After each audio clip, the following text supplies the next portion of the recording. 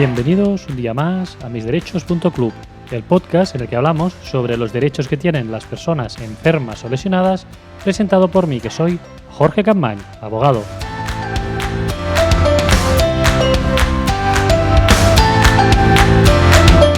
Muy buenos días a todos y feliz miércoles 2 de octubre de 2019, en este episodio que es el número 135, que vamos a dedicar a contestar a las preguntas de la audiencia.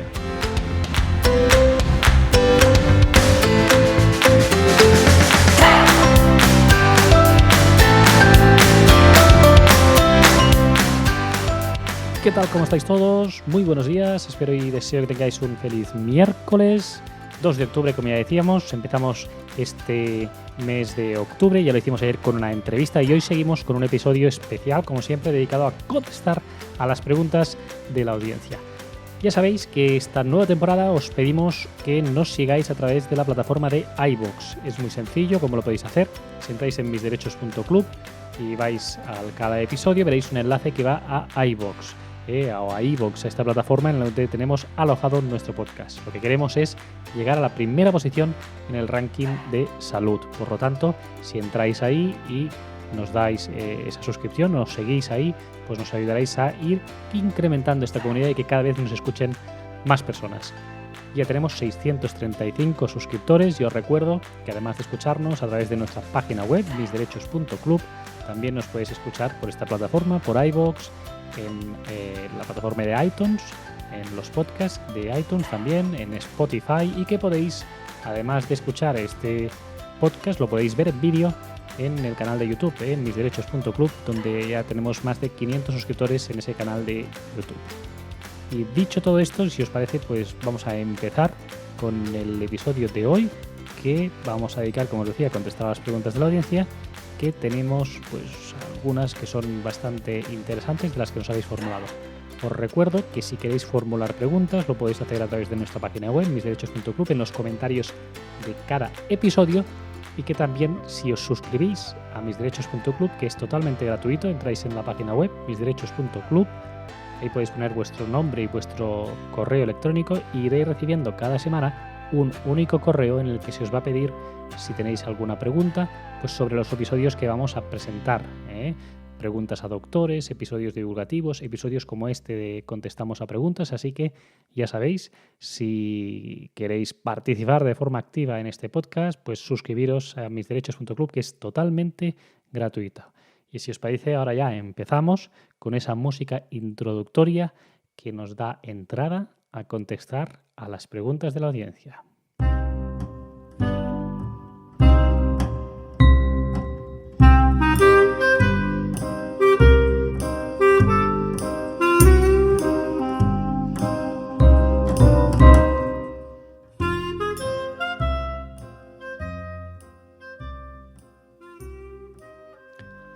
Bien, bueno, vamos a empezar con la primera pregunta de hoy. Nos lo hace Vicente Quintela Pampín y pregunta lo siguiente. Dice: hola Jorge, si te conceden una incapacidad total para tu profesión y no te la pagan por tener deudas con la Seguridad Social, mi pregunta es, ¿puedes cobrar el paro? Bien, buena pregunta, Vicente, y la respuesta es que no.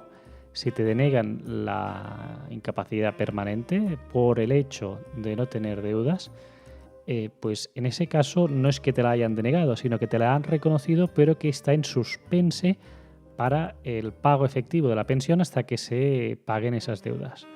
Por lo tanto, no estás en una situación legal de desempleo que permita poder cobrar el paro. Lo que procedería es lo que se conoce como la invitación al pago. Tendrías que pagar esa deuda antes de empezar a cobrar la pensión de incapacidad. Un consejo a todas aquellas personas que tengáis deudas con la incapacidad, con la Seguridad Social, para solicitar una incapacidad permanente. Importante que antes de solicitar la incapacidad permanente, o que pueda haber un procedimiento en el que agotéis una baja médica y os puedan proponer para una incapacidad permanente, que si tenéis deudas con la Seguridad Social porque sois autónomos o lo habíais sido y dejáis de pagar algunas cuotas a la Seguridad Social, es muy importante que lleguéis a un acuerdo del pago de esta deuda. No quiere decir que lo paguéis de golpe. Por ejemplo, si debéis 15.000 euros a la Tesorería General de la Seguridad Social, lo que podéis decir es, mira, yo te voy a pagar cada mes 50 o 100 euros y si tienes ese acuerdo y vas pagando esos 50 o 100 euros, cobrarás la pensión. ¿De acuerdo? No te van a hacer esa invitación al pago porque estarás al corriente de pago y vas a cobrar la pensión de incapacidad. Por lo tanto, importantísimo estar al corriente de pago de la pensión, de las cuotas de la Seguridad Social, sin ser necesario pagarlo de golpe. Lo que no vale es, una vez te lo han reconocido, no puedes decir, bueno, pues hago este pacto y pago poco a poco. No, te lo van a exigir todo de golpe. Por lo tanto, importantísimo, guardaos este consejo de pues siempre estar corriente de pago cuando vayamos a cobrar alguna pensión. Lo mismo para la incapacidad permanente, vale para la jubilación. Bien, vamos con otra pregunta. Gracias, Vicente, por esa pregunta. Vamos con la siguiente. Nos lo hace Manuel. Nos dice, hola, buenas, profesión albañil, construcción, bradicardia, pausas sinusal de 12 segundos y síncopes. Me implantaron marcapasos bicameral definitivo hace 2 meses. Estoy de baja médica desde el 8 de julio de 2019. Estoy con mutua. ¿Tengo derecho a incapacidad permanente? Bien, muchísimas gracias por la pregunta, Manuel. En este caso, la respuesta debería ser en función de los informes médicos, como en todo caso.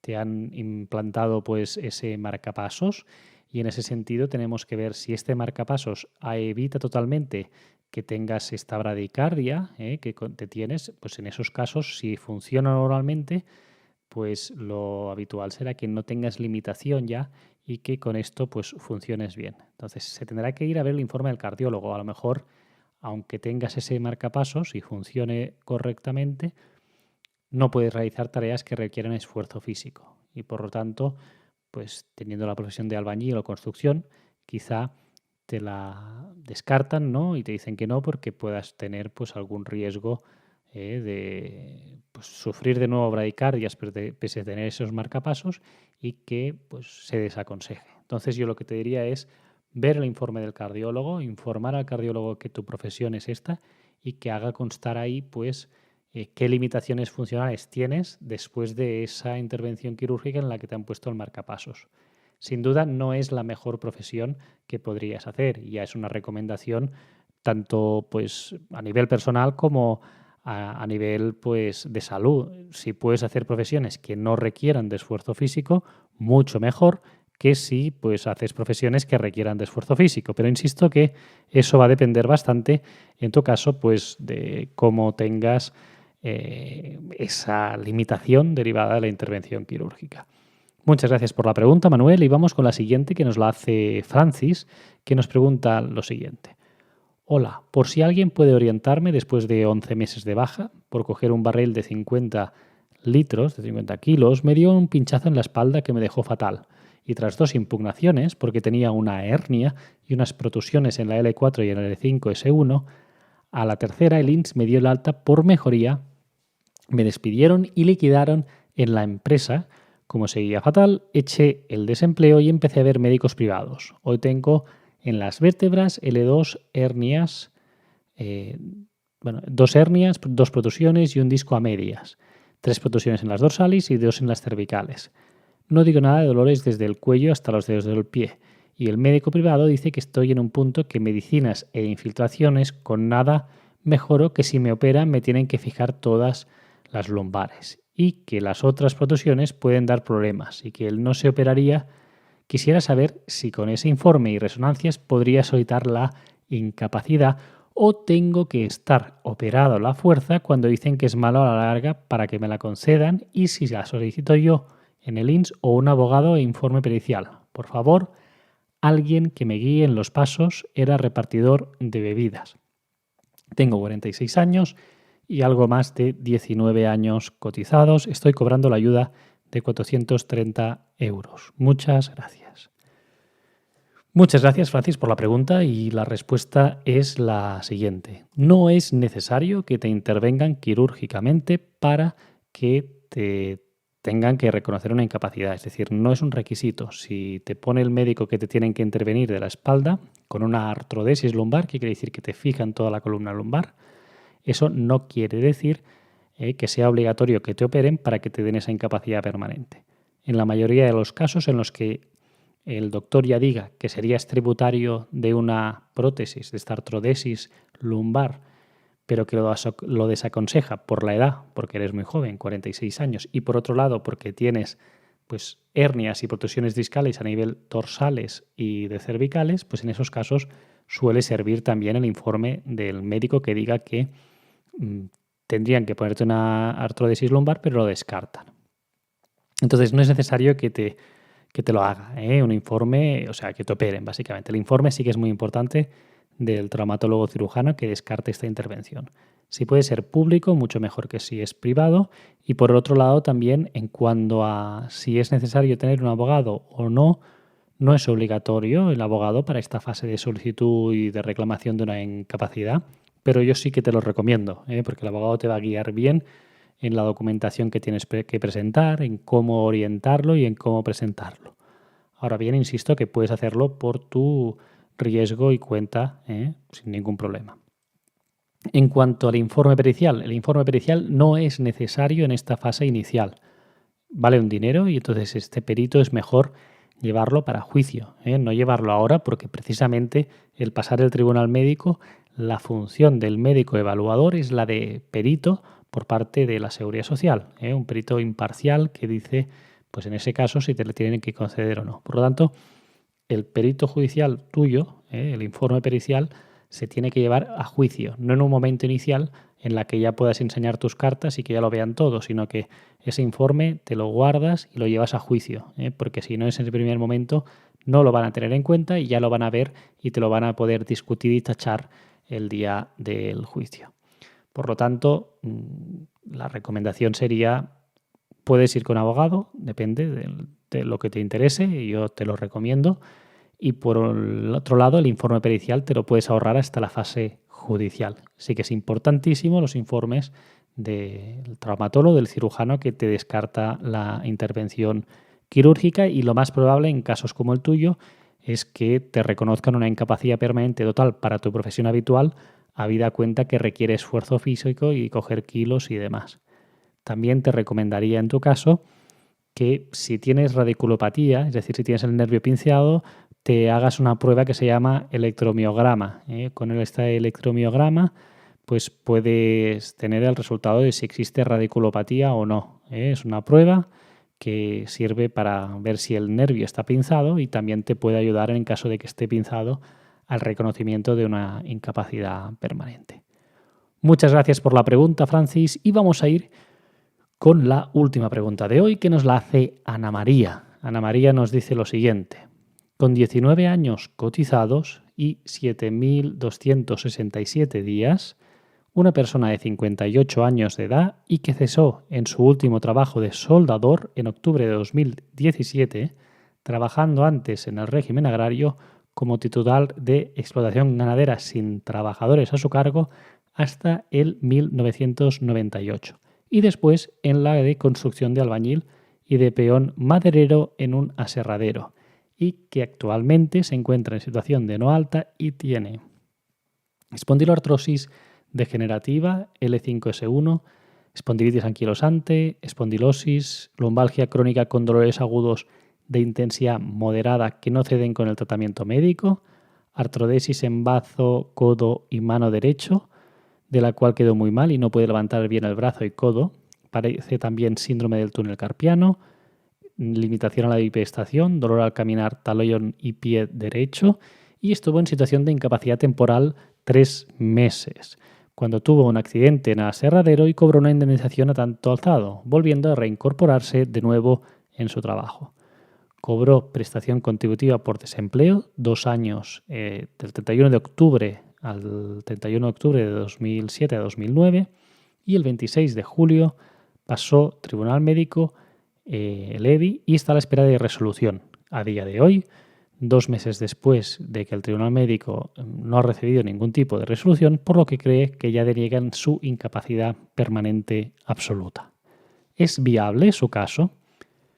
Bien, muchas gracias por la pregunta, Ana María. En este caso, lo primero que tendríamos que hacer es esperar a la resolución de la Seguridad Social. Cuando llegue la resolución, pues si queréis lo compartimos con la audiencia y así lo vemos. Lo más probable es que con las limitaciones que nos comentas de este trabajador le puedan reconocer una incapacidad permanente total para su profesión habitual.